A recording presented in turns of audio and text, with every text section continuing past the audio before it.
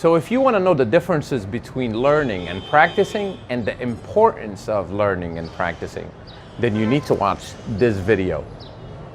So a lot of people misunderstand the differences between practicing and learning. They're really not the same.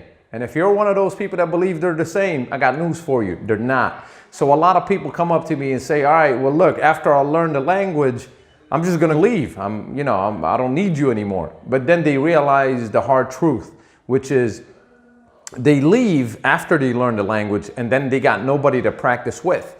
And after that part, what ends up happening is then they got to come back again because they lost the language that they already acquired, because they don't have the environment where they can exercise or benefit from the idea of holding this language and keeping it intact while still trying to use it in an Arabic-only environment. Here's the major difference.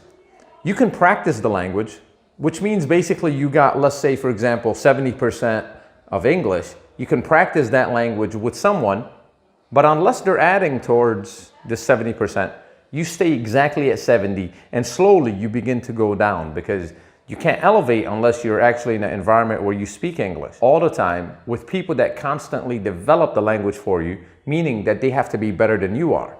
Now, the learning process is quite similar, but it's a little bit different in the fact that with the teaching aspect of it, for example, when you have someone that actually speaks English very well and they know what they're doing and they know how to teach you, what ends up happening is while you're talking, they'll start adding more information slowly to the conversation where you can begin benefiting.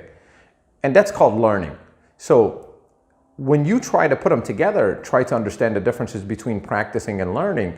Don't just practice, because practice will only keep you at bay, meaning it will keep you the same. But in order for you to become better, you have to be in the learning process.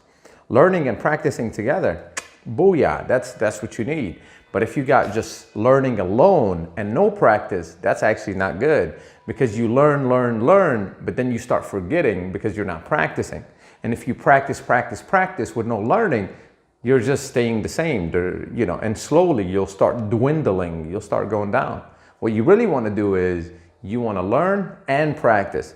Only teachers can really do that. For example, if you got an American friend, let's say you got an American friend, that's cool, there's nothing wrong with that. But unless that friend of yours is conscious enough to give you the language, and because he knows or she knows that this is a learning process for you, unless they're slowly injecting new ideas and new words and new structures in the conversation for you, you will never really pick it up. And if they're injecting this without physically telling you that they are doing it and letting you become conscious enough to be aware that you are learning at that moment, you won't even notice it. So again, make sure that you have learning and practicing together, because practicing alone is not enough. Learning alone is not enough. Put them together, boom. Now you got something. See you soon at Speaking Master. From the bottom, we a boss, speaking master. We the boss, we the boss, we